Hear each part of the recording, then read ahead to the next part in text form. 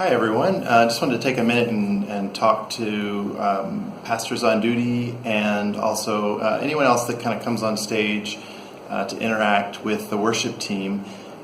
We've been teaching our worship team some things that I think you guys might find really helpful as you're working with us during the worship time. Two particular areas that I just wanted to mention today for you. The first thing is that everything that we do in church has a really clear either horizontal focus or vertical focus. And by that I mean we're either talking to each other or we are talking to God. So if I'm talking to you, even if I'm talking to you about God, boy, God is really good. He really answered my prayer this week. That is a horizontal focus. Whereas I could also be praying to God, God, you are so good to me. I love you so much, and you were really good to me. That's vertical focus. Do you see the difference? It's a question of who I'm talking to, not what I'm talking about. All of our songs that we sing tend to be one or the other. Either they're horizontal focus or they're vertical focus. And it's really important for us as leaders to understand whether the focus is horizontal or it is vertical in any given moment. Because to shift back and forth from horizontal to vertical takes some effort, especially for a large group of people. Our job as the worship team is to take a group of people that come in on Sunday morning. Their focus is totally horizontal. They're probably thinking about the problems they had that week, the family arguments maybe on the way to church that day, or maybe they're just thinking about seeing their friends at church. But their focus is generally horizontal when they come to the church building. Our job as the worship team is to lift their focus vertical. And that usually takes 2 or 3 songs before we can kind of shift and go vertical and get everyone's attention turned to the Lord. That's our goal. That's our job as a worship team, is to turn their attention, turn their focus directly onto the Lord. And we work very hard over the course of usually 2 or 3 songs to get the people to that point. Now, once we get them vertical, we try to avoid pulling them back down horizontal again by just talking to the people. So once we're singing a song that's directly to the Lord, God, you're my help, I love you so much, the worship leader is very careful to try to avoid just talking to the people. Okay, everyone, now what I want you to do is, he just pulled the focus back horizontal. And now we're going to have to, if we want them to go vertical again, we're going to have to work to get their attention back vertical again. So we try to avoid unnecessary shifts going back and forth between vertical to horizontal like this, okay? Because our job is to work to get them from the horizontal to the vertical.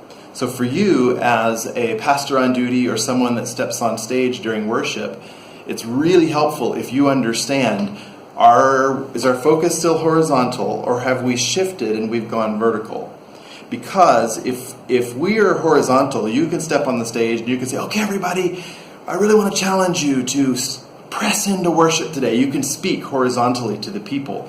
But if we've already shifted and gone vertical, and then you come on the stage and just begin to talk to the people, now you've pulled their attention back horizontal. That's not necessarily wrong. There is a time to do that, but you've created more work now if we want to go back vertical. So sometimes it's possible to just come on stage and not talk to the people at all. You don't need to coach them. Maybe your job is to pray for something. Just come on stage and begin to pray.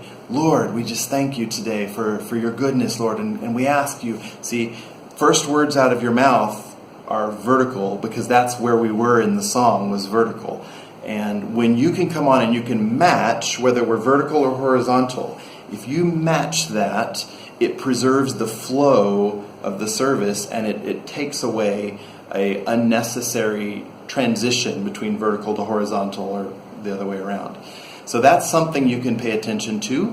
And again, this is not a rule. This is simply something that if you're watching for it, can make the service smoother and less interruption, less transitions in a service. That's a good thing when you're trying to preserve the flow of what God is doing. So that's the first thing I wanted to talk to you guys about today. The second thing has to do with music itself. Music, by its very nature, is not kind of just static and flat.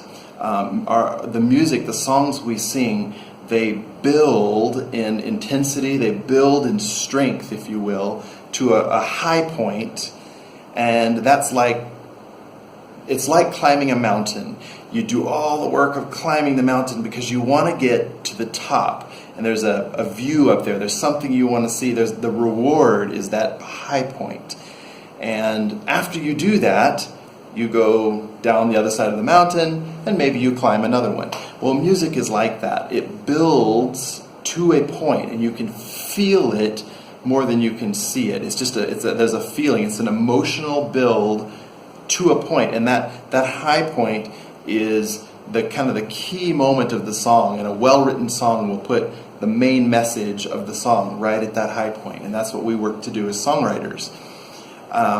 What's important for you to understand is that as someone that might step onto stage during worship, if you come onto the stage while we are building, while we are going up, everyone's attention is on, we're climbing the mountain, I want to get to that payoff, that part of the song that I just go, I love to sing that. Everyone's focused on that. If you come onto stage while we are building and you stop it, if you say, okay, I want to talk to you guys for a minute, and you kind of bring the energy back down, what happens is people get disappointed. Now, they won't put it into words, but they have this feeling like, I was going somewhere, I was on my way there, I was close, and then we had to stop.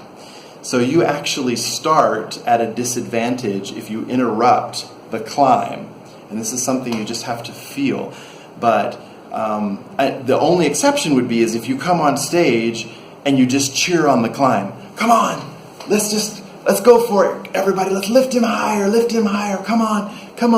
That kind of cheering on the climb, that can work. But if you have something you want to say, or something you want to prophesy, or something you want to pray, to stop the music while we're climbing, again, it's not wrong, you can do it, but you put yourself at a disadvantage most of the time because everyone is focused on that climb, getting to that payoff. So I just wanted to kind of make you aware, if you can sense where we're at in the music. Are we climbing? Are we at that high point? Or are we coming down and maybe back into the valley? If you've got, and then just pick your moment, match the right time. If you're going to just cheer the people on, maybe you come at the climb, or maybe you come at the mountaintop, just to keep the energy up and cheer people on. If you're wanting to take us into a time of prayer, maybe right after we've been on the mountaintop for a while and we're just starting to come down, that's a great time to go into prayer. Or when we're kind of down in the valley. If you want to go in a new direction, you want to say something that doesn't totally line up with where we've been in worship, the valley is a great time to do it. We're ready to decide what's the next mountain to climb. So just for you to be aware. And then when you come on stage, what you do is you match the energy of what's happening. So if we're climbing or we're on the mountaintop and we're just and you come on stage and you say, okay, now what I want to do, and you begin to speak very quietly. It's a sudden kind of whoosh, we came down. On the other hand, if we're in a quiet moment, if we're in the valley or kind of going down and it's just kind of quiet, and then you come on the stage and you're all excited and you're just yelling and people just, So for you to be aware, what is the music doing? Are we building? Are we at that mountaintop? Are we going down? Are we in the valley? And then pick your moment that's going to work best for what you're going on stage to do, and then match the energy that the worship leader and the worship team is at, the high energy, the low energy, depending on what you're doing, match it, and have the same focus, vertical or horizontal, depending on where we're at. Those are two things you can do as a POD or as coming on stage to pray to make the flow of the service go more smoothly. And again, these aren't rules. These are just ways that we can work together to help people experience the presence of God and not cause distraction or kind of that jarring, sudden change kind of moment. We all want to work together and so that people can encounter God. So these are two practical things you can do. Thanks again, and hope that's helpful to you.